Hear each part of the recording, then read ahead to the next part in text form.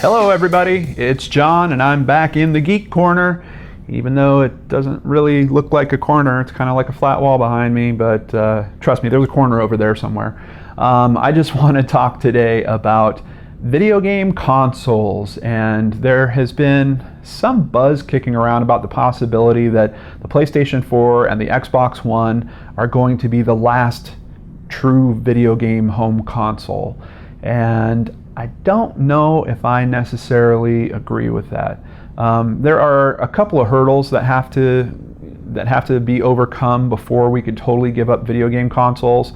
There's a reason why it works as well as it does now, and the main reason is you get specialized hardware in a consistent configuration. And basically what that means is my Xbox One is a lot like your Xbox One, and for programmers that makes the act of coding very, very easy, because if there is a problem with the code and they figure it out on their Xbox One, that likely will fix it on your Xbox One. But now there's a little bit of a shuffle going on here, and this is something different that we haven't really seen happen in this video game industry, not quite like this before.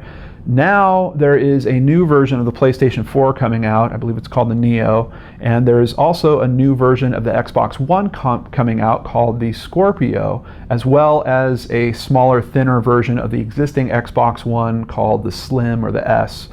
And that's going to mix up that little neat thing I was talking about the programmers being able to do. That's definitely going to throw some certain wrenches into that process for them.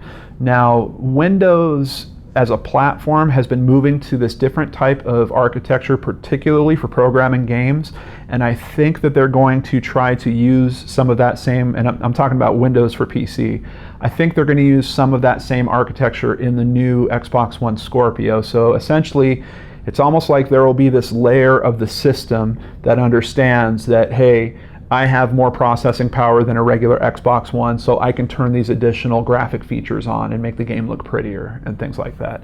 And then people that are playing it on a regular Xbox One, it's not going to know the difference. It's just going to go ahead and play in possibly a lower resolution or turn off some of the graphical flourishes and things like that. So I think if anything, that might add to more testing that's going to be needed between the two different versions. But I think in terms of coding, it's not going to be quite the same as making the game for two completely different systems. It's going to be more about testing out bugs in that translation process. But it's weird because we have seen in the past where video game systems have attempted to grow with add-ons, but that's not really what's going on here. These are kind of bigger brother versions of the existing consoles that we already have, and there's a few arguments, particularly about how our owner is going to feel. I mean, you know, I personally, my wife and I like to play Xbox One together, but we like to play on our own screens, so we own two of them. That was a bit of a steep price to get into, and now, you know, looking at the possibility that we're going to have to buy two entirely new systems kind of sucks. And from what I'm seeing, they are going to do some kind of trade-in stuff to break the price down a little bit, but we don't even know what the price of this newer system is going to be. I have a feeling it's going to be a bit of a premium on that price. But one of the benefits apparently is that the new system is going to be able to put out in 4K resolution. So if you have a TV like that, which we do upstairs, it might be worth buying into it. So I assume, not a lot of details have come out on this, but I assume that there's going to be no problem with people playing online together if they're on different versions of the Xbox One system. So maybe like in my case, it would make sense for me to buy a Scorpio just for upstairs for the 4K TV and still be able to play online with my wife while I'm on my regular Xbox One down here. But honestly, that still has yet to be seen. But back to the original question, is this the last generation of consoles? And the real challenge that I see there is, you know, people are talking about handheld games on cell phones kind of eating into the market. And no doubt there are a lot of games out there, especially with the whole freemium model. It's kind of interesting because there is such a selection that you can just kind of test out. It's almost like the old market that we used to have on on PCs where you could play demos of practically every game that came out. It's almost like that has shifted to the handheld market.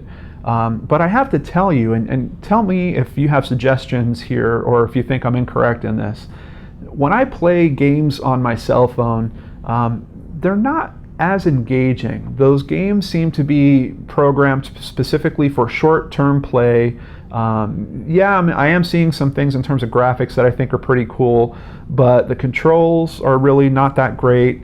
I think that there are certain cell phones that you can connect controllers to, and I'm sure that they'll start selling more controller peripherals if that's the way that this all goes.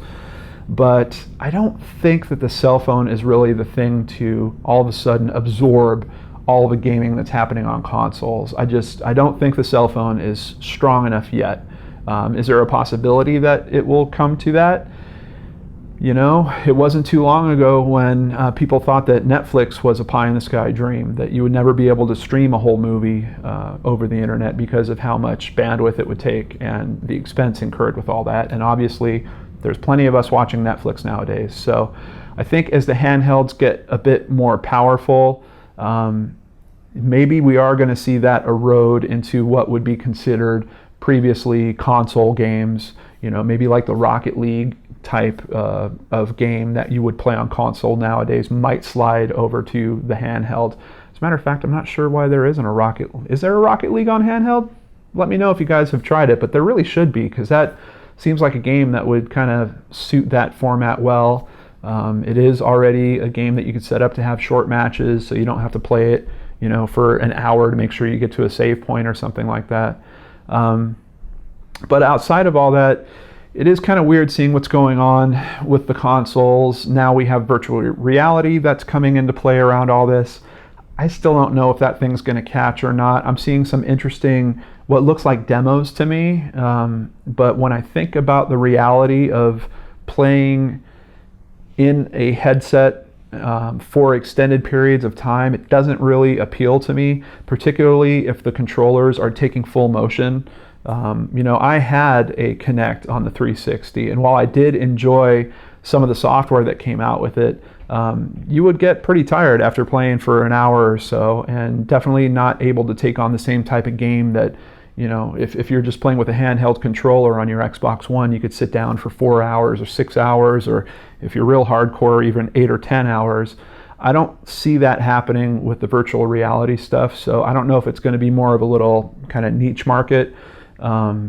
Or maybe they'll figure all that stuff out and have it grow and be more comfortable and easier to use. But for right now, I'm really not seeing software that's drawing me to even be all that interested in that.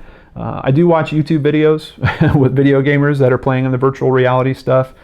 Kind of cool to watch them play, but I'm just definitely not feeling the draw for myself there. But the consoles, are they going anywhere?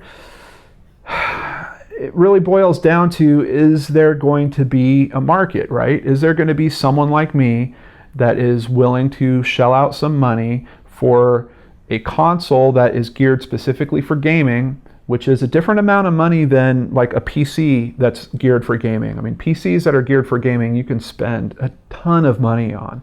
And the consoles are kind of hitting this nice little middle spot where it's not a ton of money to get into it, and you're getting experiences that certainly rival the PC games. Admittedly, you can get better graphics on the PC games, but I'm talking gameplay experience.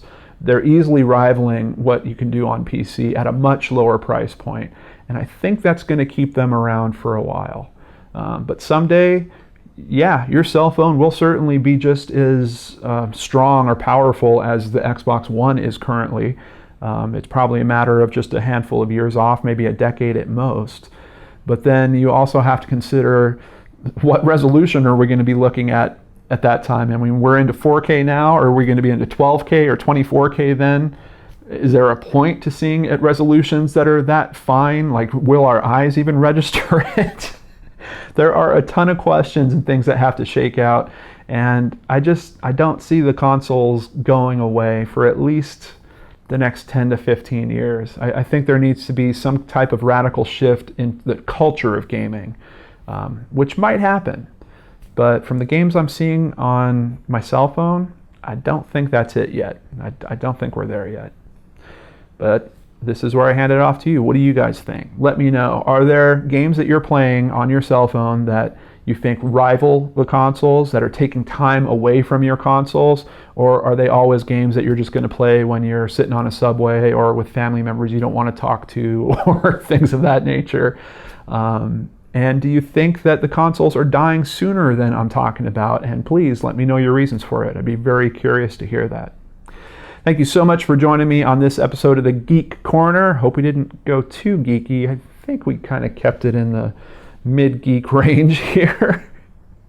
You know, I don't like to go too technical about this stuff, but I certainly have opinions about the technical specifics of this stuff. But I hope that technically you guys are having an awesome week. Thank you so much for joining me. I'll catch you on the next show on the Geek and Dorks channel. Have a great day and take care.